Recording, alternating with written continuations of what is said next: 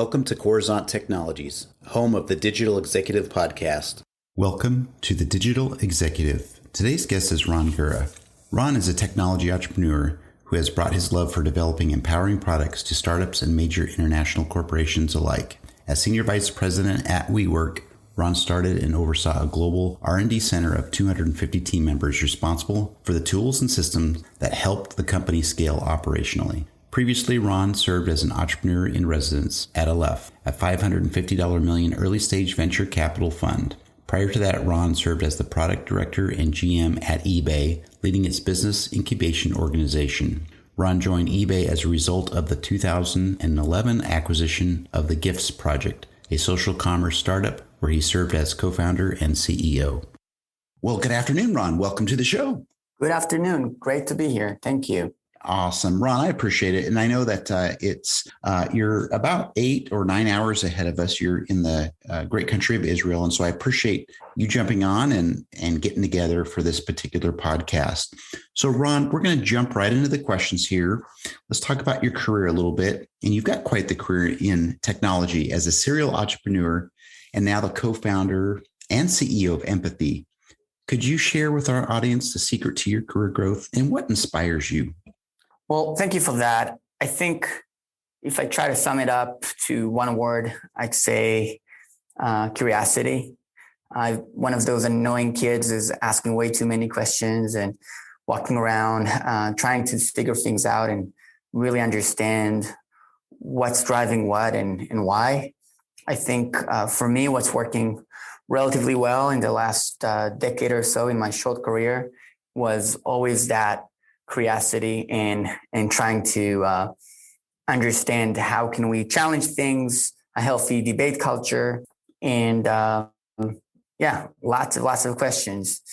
And in terms of inspiration, it's anything that is untouched is really getting me extra curious. Sometimes companies that are really defining categories, and I'm lucky to have a few of those surrounding me and my close friends and colleagues. These are inspirations. The companies that are really changing how we think about a sector or an industry. That gets me going. And that's also what we, the team here at Empathy, are trying to do in this non-trivial category of end of life. Thank you for sharing that. And I think, what you're doing at your company and, focusing on things that actually focus on making people's lives better or their end of life experience better is just simply amazing. And I appreciate you doing that to helping the world become a better place. And Thank Ron, you. Let's jump into the pandemic a little bit, right?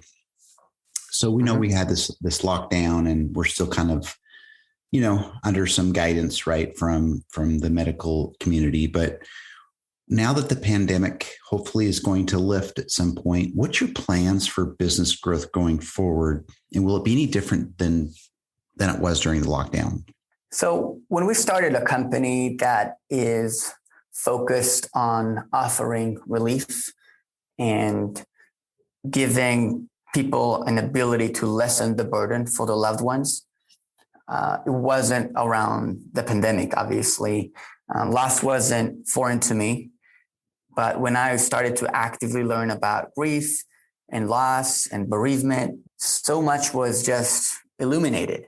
When you really look at families experiencing loss right now, the idea that what they need is disruption starts to seem too small or trivial. They need support, both emotionally and logistically. And that happens now after a year full of loss. But it also happens last year, and it is inevitable and an inescapable truth that it's going to happen next year. So when we think about 2022, and like you said, very much hoping to finish with this global pandemic that was driving way too much pain and way too much loss globally, our business will remain the same. We're trying to reach as many families as possible to help them at their most vulnerable. And on top of that, our recent $30 million Series A funding that we just announced will help accelerate our mission of empowering bereaved families to handle all these responsibilities, all these emotions that come with loss, because we don't think you can decouple the two. We think that loss is made hard by logistics, and logistics are just made so much harder by loss. So one thing I can tell you that is going to be different in 2022, that in addition to our direct-to-consumer offering that is rapidly growing across the US, serving families across every single state every day, we are working with leading enterprise brands in several really interesting industries, including the insurance industry and hospice chains and funeral homes, to expand, obviously, Empathy's reach through strategic partnerships. And I can tell you something that just happened recently, that we announced the partnership with America's largest mutual life insurance company, New York Life, which we're very, very happy to have as a partner and a friend, and someone that shares the same mission about taking action and shifting from sympathy and words to empathy and technology. And that is something that you can expect more of in the coming year. Thank you for sharing that. And I do appreciate you highlighting some of the partnerships and some of the funding that you've received to really accelerate the growth of the company. So I appreciate, again, the share on that. So as you know, Ron, we are a technology publication built on blockchain, by the way. You're obviously leveraging some new and emerging technologies within your tech stack. Is there anything you might be able to share with us today? Absolutely.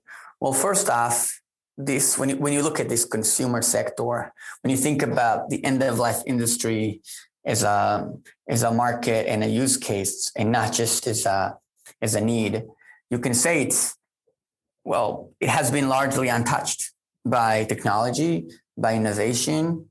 And for us coming from a very consumer-centric tech background, we felt that technology, and specifically software, can play a really big, meaningful role in helping families at their most vulnerable times. So when you zoom in on specifics, tech can help ease the burden of losing a loved one while providing clarity more than anything else. It's about that peace of mind, about knowing what to do and what can wait in a personalized fashion. Nobody wants to become an expert as an executor or a bereaved family member. We just want to know what do we need to do. At the same time, we need to build resilience and handle some of the emotional burdens. And technology has the potential to give families the necessary support when they are at their lowest.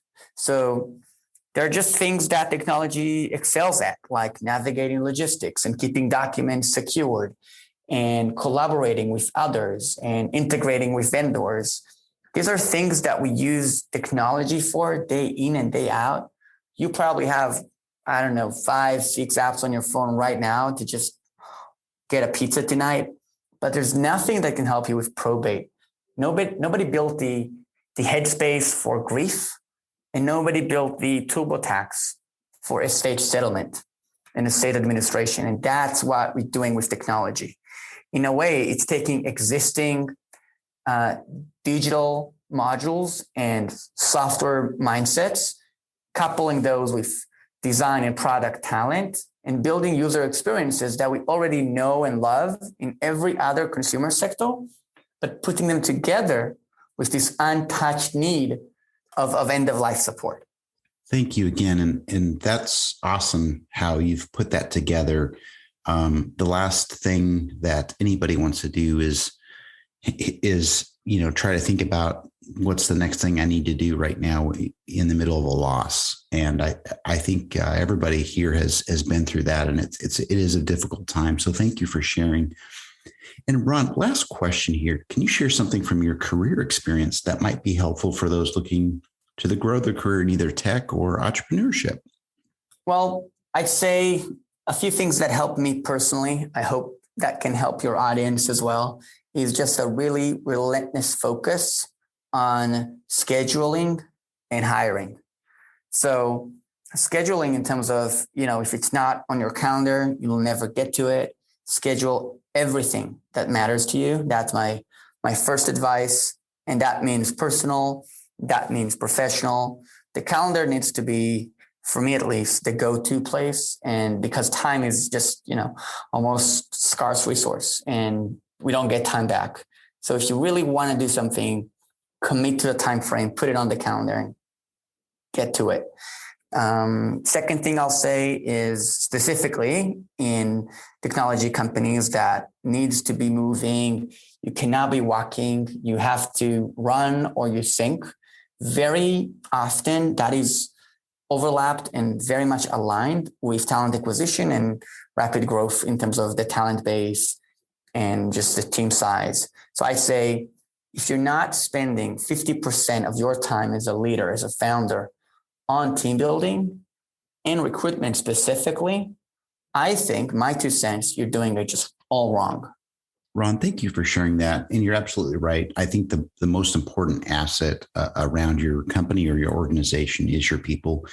And you're right. Hiring the right people and building a great team with some collaboration and synergy is really the recipe for success. So I appreciate the share. And Ron, it was a pleasure having you on today. And I look forward to speaking with you real soon. Thank you very much. And really appreciate the time you and the audience took now to learn more about our mission and our journey to help families deal with loss. Bye for now.